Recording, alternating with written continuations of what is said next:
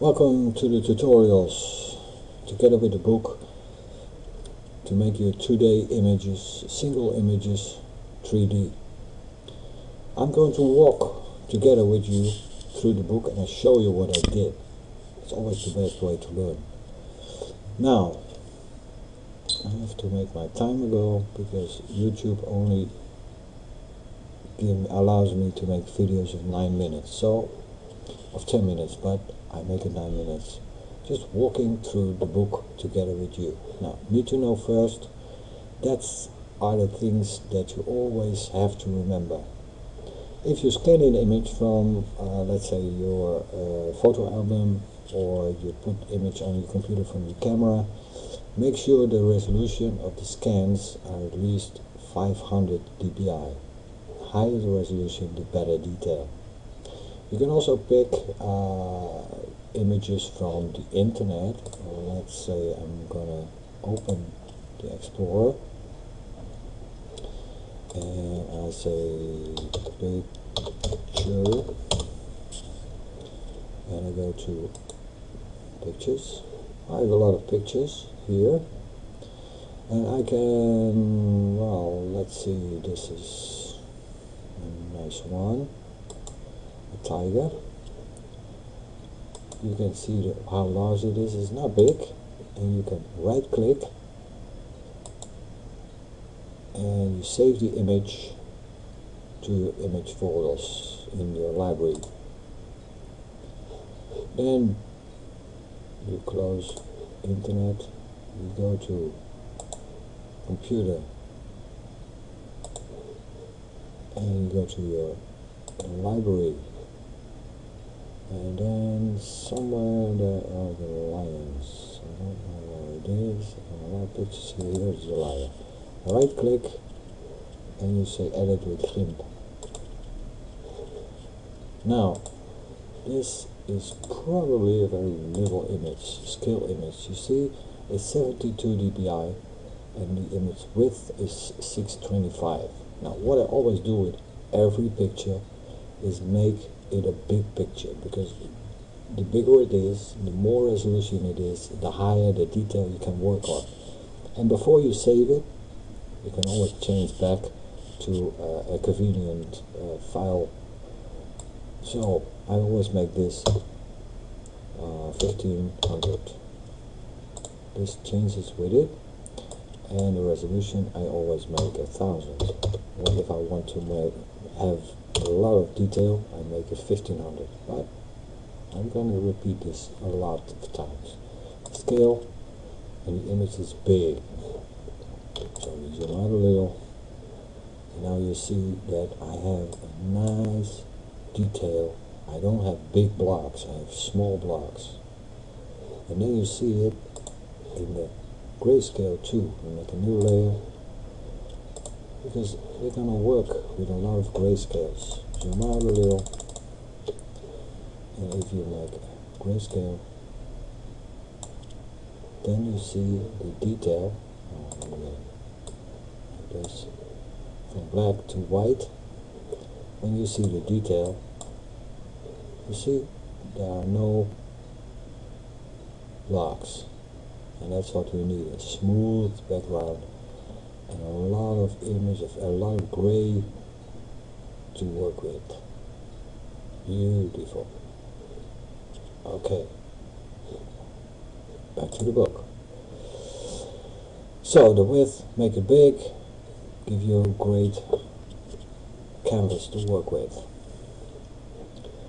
Then black is far away, white is close. Always remember that. Some people work from black to white, some people work from white to black. It doesn't matter. But that's the reason we work with layers. I'm going to explain that to you later on. This place, always remember, red is on the left. So you have to have a negative figure. Most of the time I use -5, but when I try out a picture, I start with -3. The cyan is positive. Always make the minus disappear. Then blur. Why blur? Well, I show you to you. I'll show it to you. Zoom out a little. Okay, now if we draw on this layer, let's say with white, it's very long, but okay, I make this head of this lion like this. See? Now I'm drawing it black. Make that again, just for an example, and I fill the head with white blur.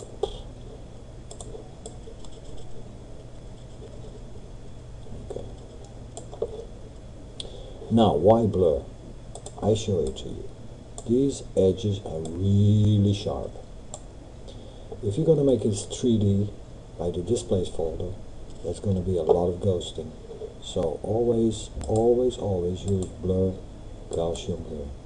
Most of the time I use 30 because it's nice to work with this resolution. Sometimes I make it higher, sometimes I make it, but you have to play a little bit with it.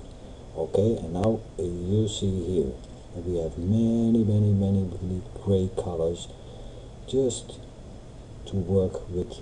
The displays filter can work with this very smooth.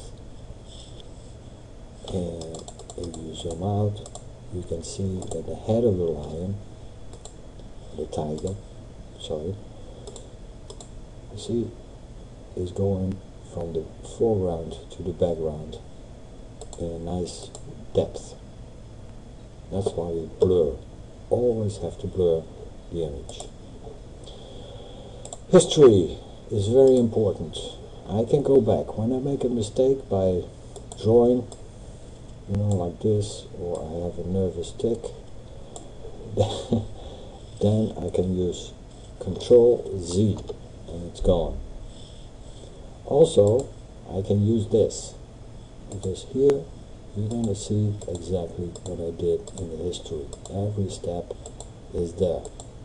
So if I found a step I have to work with, like before I start drawing, item visibility, then I go back to the layers dialog, and I just have a clean background. So you need these yellow arrows. You can always go back. If you go back, there's no way you can go forward again. So be careful what you select. And this is back to normal. So history is CT of Control Z or the other one. Work from the back to the front or the front to the back, and play a little bit with the variables. Play a little bit with the blur. The more you blur, the deeper the picture, but less detail. So if you want more detail, Gaussian blur less. Save the test images. Maybe you got 50 images, don't care, but you can choose always the best one. Also, you can play with the displays filter. You can make it -5, you can make it -3, you can make it -10, you can make it -20, or you can make here different numbers. You can do it again, so when you have this placed for -3 and it is not, and you want a deeper picture, more detail, you can just repeat the displays filter, and then you have -6. Also with CTRL Z, you can go back to -3. So there's always a lot of things you can do with it. Play with it. Time is up. Play with it and make the best results. Next, we're gonna download and install the GIMP